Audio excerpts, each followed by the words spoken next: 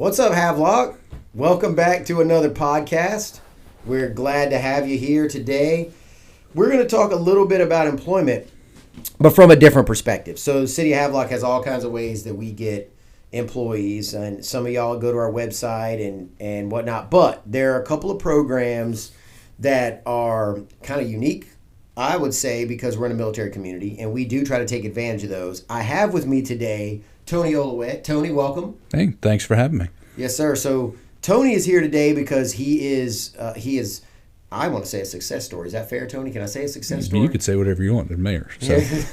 We're going to call it a success story. Tony came to us on one of those programs, and then came back later, and not to give a spoiler alert, but then became an employee of the City of Havelock, and has actually done some great things in our community as an employee because of the position he was able to work in. So we want to talk about some of those opportunities. But first, Tony, just so people at Havelock kind of know you a little bit, let's talk about you first. Okay.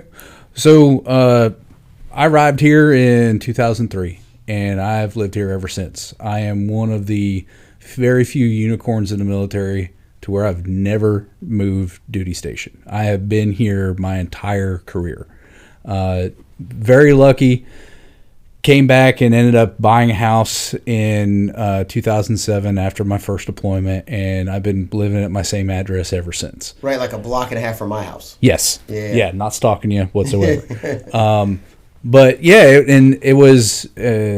It's been a hell of a career. Started Air Wing, ended up ground side, ended up making over into Marine Special Operations, of which that's where I retired from 3rd Marine Raider Battalion out of Lejeune. And then, my time came to decide what I wanted to do after, this life was coming to a transition point. I almost talked to him about that they are different lifetimes, because he had high school, military career, that's an entire lifetime as it is, so now I get to start a new one, and was really thinking about what I wanted to do, and I was like, why not just improve where I live? So I got it in my head. I just wanted to, learn about how the town ran, like where my family's been without me for these past years. Like, let's just see how it runs. Right, with and without you. Yeah. So 21 years, 22 years, what'd you, 20 years? Yeah, like 21 and a half. Okay. Yeah. And you were here for for the whole time. Yeah. And so I know that because my daughters and your daughter are the same age and have been in school together since they kindergarten. Still pester each other in high school, from what I hear. Yeah, since kindergarten.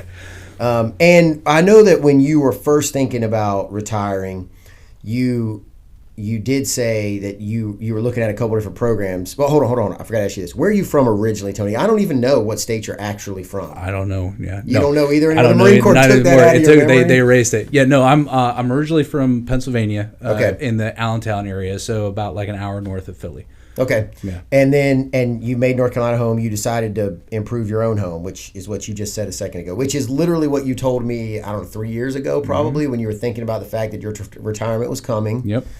And we first talked about Skill Bridge, and we'll talk about that actually last. That's a program that we do use at the City of Havelock. And actually, when you first came here, I thought you were on Skill Bridge. I didn't know the difference. Yeah. But it turns out you were on a completely different program called Warrior Cares. Is that what it's called? Did I get it right? So it's Warrior Care program? Yeah, it's Soft Care Coalition, and it's their Warrior Care program. So the long and short of it is that if you're ever a part of the special operations community, no matter what job you do, and you get ill, injured, or wounded, you get part of this program pretty much for life. They take care of you from like recovery to rehabilitation to entering back into the fighting force to transitioning out. Like, they take care of you for life. Have a care coordinator, she's best in the world, Jess, and she just, whatever you need, they're there in order to help you. And this program is one of those last parts of that care program. It used to be way back in the day, hey, you're getting out of the military, here's the ad section of the paper. Yeah, good luck. Yeah, exactly. But the Marine Corps in itself has, and the DoD in general, has come leaps and bounds from where they are. So transition is now man, it's a huge part of your life. No matter where you're at, or whether it's just you're going to get out, whether you're retiring, whether you're getting like medically retired, they really do care about what you're going to do. They have to send you off on the best footing that you possibly can. So this is one of those programs where it's like, okay, well, you have all this experience, you have no idea how it translates. So they find ways for you to, do job shadowing, do internships, do on-the-job training and all that. And that's essentially what this was. And it's very easy. Essentially all it was, I think I surprised the city manager. I surprised Chris. I think he thought I was just coming in for one of the volunteer sheets. It's like, no. I was like, I want to work here. And that's where the difference between the two programs comes in. Was for us, it's really easy. It's, who do you want to work with? Let's have a conversation, see if there's a fit. We get a little memorandum of understanding between the two of us.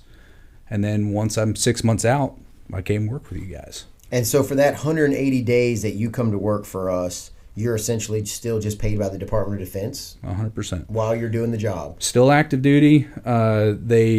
If needs of the Corps, they can always pull you back if they need you. But more so, it's like, yeah, you're still responsible to your commanding officer, but you have an employer who you're also responsible to. And yeah, they take care of you all the way up till you leave. I think what's interesting too about this program is like Skill Bridge. You correct me if I'm wrong, but Skill Bridge is more like, what was your MOS? What did you do in the Marine Corps? And then how can I transition out? And so, like, for example, we have one in the fire and rescue department. So if you do that kind of job right now as a Marine, then we would have a skill bridge where you get paid for 180 days to go to fire and rescue, work with our department, see if the civilian world's a good fit there, maybe even get a job. Yours, you did not do planning, zoning, and inspections work in the Marine Corps, right? The Raider Battalion does not do that. Raider did not do that. We do a lot of planning, but no zoning and inspections. Right. I'll tell you that. So then so you come here with this program, and you kind of, you wanted to know more about that. Like, that was what you really wanted to think, okay, I think I want maybe a future in this. So you could come to the city of Havelock and say, I want to be in this department doing these things. And this Warrior Care program allows that to happen. We don't have to have a special program for you is what I'm getting at, right? No, correct. And that's one of the big differences for the Skill Bridge thing. And for what you're saying about translating specific skills to specific skills, for what I do know about the Skill Bridge program, because I did research that as an avenue, those are your ideal candidates. That is, hey, let's see what you did, let's see how it translates, and that's your ideal candidate to come over. Like, you get a crash fire rescue guy who comes over. But it's actually open to everything. It's really a great means to explore what you really want to be when you grow up. You're like, hey, here's 6 months, take a chance, learn a new skill, learn a new trade, or that degree that you got from tuition assistance in the Marine Corps is like, now let's find you some like transitionary job experience that goes with that. So you got your degree in like Homeland Security. So, okay, we'll find something that those skills translate to, and now you have 6 months job experience on top of your 20, 30 years of job experience too. So it's not just a one-for-one fit. It's, what are you really interested? Are they interested in you? Do you meet those qualifications? All right, now you can see. So it's a kind of like, it's almost a try before you buy. Right. That's exactly what I was going to say. It's like give it a shot kind of thing. Yeah, and then it's no harm, no foul. It's like, hey, great, thanks for the work, but I'm probably going to go a different direction. But I think they even say on their sites is like a lot of the places that these guys go, these Marines, sailor, airmen, any place that they go to, their chance for being offered employment after their skill bridge is done is, the percentage is really high, because they find that, okay, they have these great qualities and they're interested in this. It's like, why not? Let's do that. And there's so little risk, like in this case for us at the city of Havelock, so little risk. Yeah. We didn't pay you a dime. Uh-huh. We basically gave you access to a vehicle. We gave you your card. We gave you direction. You had a supervisor here to work under in the department, and then it was like, go out there and get some work done.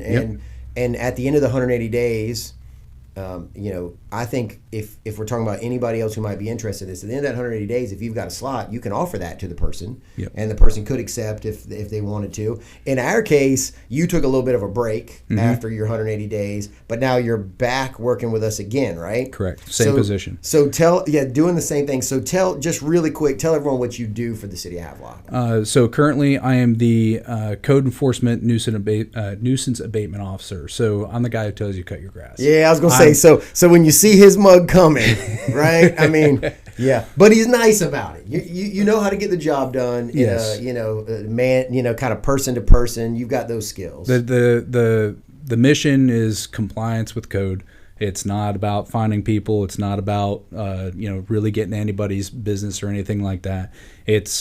We've all agreed to live within the city, so we're all agreed to follow these laws and ordinances, and it's just keeping people honest. Right. And a lot of it was actually like really refreshing, just to go out and really talk to people. I've seen places in this town I never knew existed until I started doing this, like streets, and it was like, really, this is here, or like being able to go down a certain neighborhood and then instantly just be able to talk to all the other retired people who are here, or the new families that I'm like greet some of the new. I've been the first to greet a few new families that come in, or like out of their moving trucks. It's like, hey, how's it going? It's like, just nice to see you. But it's also been a really good thing too. One of the parts I really take seriously is I go around like an active litmus test.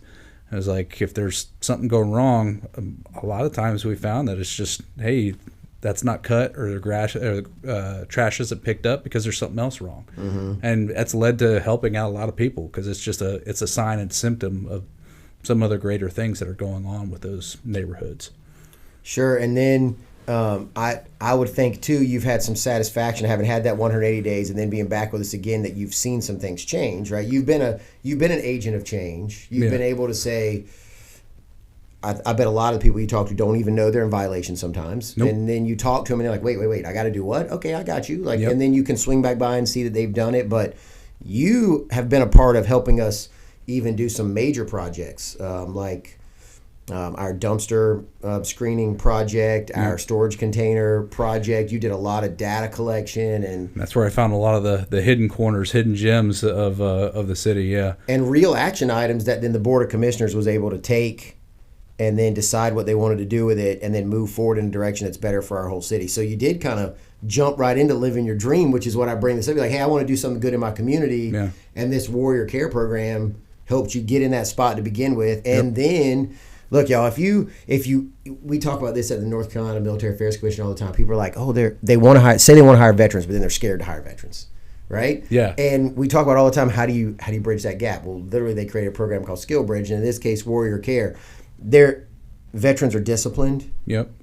They know you've worked hours way longer than the hours we require at the city of Havelock. You've had to do things that test your intelligence and challenge you in the Marine Corps. And we've got a whole base full of people like that are transitioning out, whether it's after 4 years or after 24 years.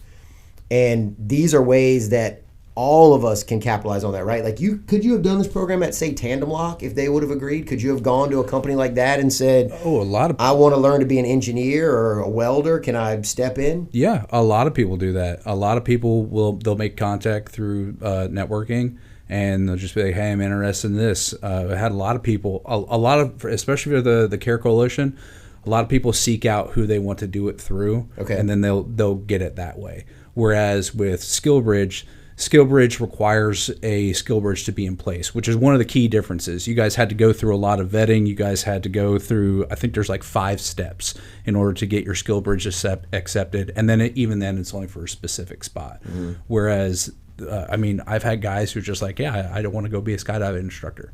They go find a skydiving place, and they come in agreement. One of my best friends, he just got done doing an internship at a fly fishing company. Like, literally just goes like, hey, I want a guide. And he gets 6 months after they get that agreement set up, 6 months of working a fly and a rod shop, working on the boat. And a lot of it has been just like it's not getting back into the workforce. It's transitioning back into the civilian life. It's like, what do you want to do? What gives you purpose? And this program, both of these, they solve both those problems in the same time. They help you out with employment, and then it's also just like a matter of fulfillment. It's like, do you want to help out your community, or like, do you want to just achieve your dreams for adventure? These programs really do help that, and you get to hire prior military, which is invaluable in a lot of things, because a lot of this stuff translates. It really does. It's just you got to find what that translates to, and you just have to talk a different language, and that's it. And we are just, while we're talking about SkillBridge at the City of Havelock, we did set up SkillBridge. I think we've been doing that for about 3 or 4 years now, and we did it in fire and rescue because we thought that was the first spot that made a lot of sense, where we would have some transitioning folks and a spot for them to work. And it has worked out. We actually have hired one employee over there as well that did the SkillBridge and spent 180 days with us, and then came back and worked for us. Well, I'm glad that we could talk about this a little bit today, because it is a good opportunity for the citizens of Havelock. But I think if you're a business in Havelock, or you're the library, or you're seek it out, Craven Community College, like if you want to know more about it, and I know we're going to put the website up on the podcast a couple of times so you guys can look at it. But if you're a business owner or you're an organization around here, you should be looking at this, right? 100%. This is a real way to get good employees and give them a free trial, basically. To get educated, experienced, eager, and just people who can stay on task. Like if you're an HR person and that didn't get you to just key in looking up these programs, I don't know what to tell you. Right on. Well, proof's in the pudding here. Tony, I'll say that I think you're a success story, because I think you've been a real asset to the City of Havelock. We appreciated you when you were on your 180-day program. Then you came back. You said, hey, man, I want to do it a little bit more. And so now you're an actual employee of the City of Havelock doing that.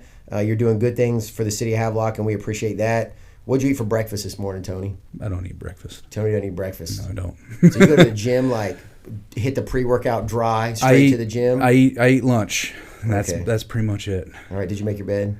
Yeah. You did? Yeah. All right. I always ask people that. Every day. All right. Every day. Can't get around that. Tony, thanks for being on the podcast with us. We appreciate your time at the City of Havelock this far, and look for a great relationship moving into the future. Thanks for having me. Yes, sir. Y'all have a great day. All right. Thanks.